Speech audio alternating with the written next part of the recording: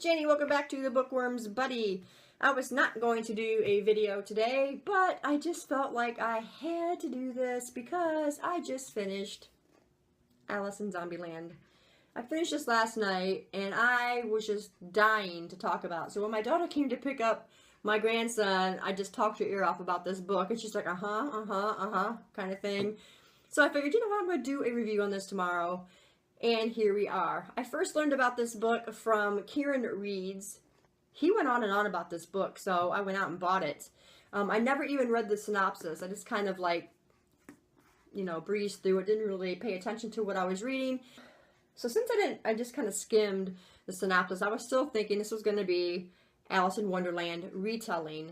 And I was kind of intrigued by the idea of how they're going to incorporate zombies into Wonderland. I mean, how are they going to do that and make it interesting? It really is nothing like Alice in Wonderland. So just don't go into the book thinking that way, because there is nothing even close to Alice in Wonderland but two things, and that is because our main character's name is Alice, and they use a rabbit in the story in a pretty cool way. And that's it. Those are the only likenesses to the famous fairy tale. Now, I like Alice in Wonderland, you know, and I liked the movie. I just don't think it I don't think it needs to have a retelling. I think it's fine just the way it is. I know there's a lot of, you know, fairy tales that are being retold, which, you know, that's fine, and I'm probably going to read them too. But anyway, back to the book at hand. So pretty much in a nutshell, this story is about Alice and her family. There's her mom, her dad, her little sister Emma, and then the grandparents, a specific Nana and Pops that she calls them, that is the main set, which is her mother's parents, are the ones that's talked about most.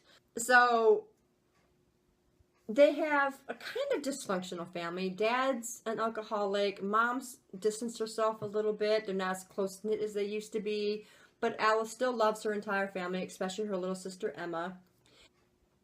Her dad, like I said, is an alcoholic, but also the family thinks he is nuts because he keeps going around talking about how he's seeing the monsters. He's got to protect his family from the monsters. And in that aspect of the story, he was convinced, but the family couldn't see what he was seeing, so his girls were the ones that really missed out on a lot of stuff. They didn't get to go to movies or parties or slumber parties or after school activities. Anything that was going to run into the night, they weren't allowed to do because for fear of these monsters would get his girls. He was doing this because he thought he was protecting them. The girls thought it was crazy and they couldn't understand it, and they just really started to not like Dad very much because of it. They missed their birthdays all the time, which I understand how a parent could miss a child's birthday, but on this particular evening, on Alice's birthday, Emma was having a ballet recital, and she really wanted to go to it on her birthday, so she told her mom, please talk to Dad so that we can go and watch Emma perform. She did finally convince Dad to go to this recital, and they went, and Emma was beautiful, but Dad was flipping out, getting ready to, you know, jump up and scream monsters. And so he grabbed up Alice, said, get your sister, we're going.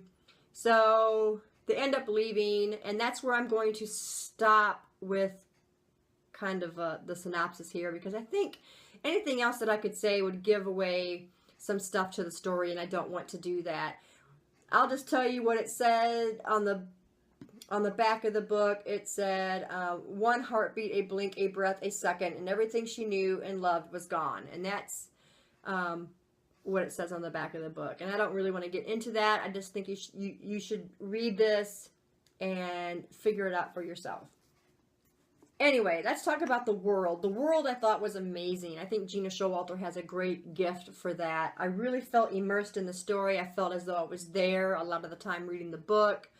You could actually see the two different schools that she went to, but the last school she went to was the biggest plot area. And the characters, the people she met, everybody was so well developed. I really loved that part of it. I think that was my favorite part of the story, were the characters. I think it was equally plot and character driven. I don't think one had more over the other, which is great. I was glad to see that. I think a good book needs both really strong plot, you need really strong characters. Alice was my favorite character in the book, and the reason I liked Alice so much is because she is a very strong character. She did not let people boss her around, especially going to a new school. So she didn't let people boss her around. She talked right back when they got in her face, and I loved that. A lot of times, you know, because you read a lot about bullying and stuff, and those people just, they can't deal with it, and they just go along with whatever the bullies are saying or whatever, and they just curl up into their own little worlds. And it takes a very strong person like Alice to just retaliate. She just, it's not your normal bully situation. And I just loved how she stood up for herself, and it was probably one of my favorite parts about her was because she was strong and she could deal with the best of them. Also, I loved Cole, which is the love interest in the book. In the beginning, I wasn't quite sure what I was going to think of Cole. As I read about him and learned more about him, I really did enjoy him a lot. As far as the zombies go, there is a very unique twist on the zombies in this book. Not your normal zombies, but not your like foo-foo zombies like in Warm Bodies.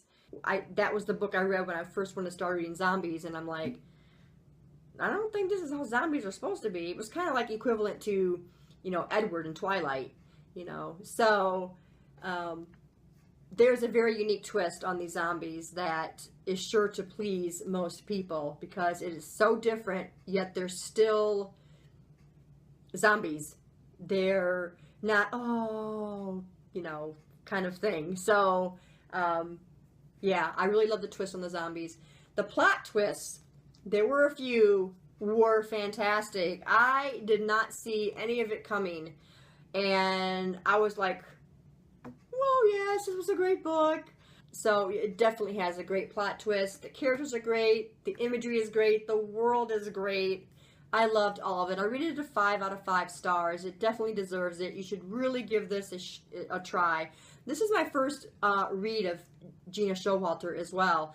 And I do have Through the Zombie Glass on my Kindle, but I think I'm going to want to have the physical copy of it because I loved this. The paperback comes out July 29th, and that's the one that I will probably get is the paperback.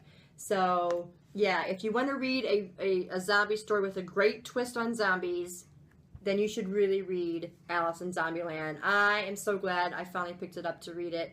You will not be disappointed if you like zombies. I thought it was great. So give it a try, guys. Yeah, go pick it up. If you've read the book, let me know. And let me know what you thought about it. So thanks, guys, for staying tuned. And I will see you in the next video. Bye.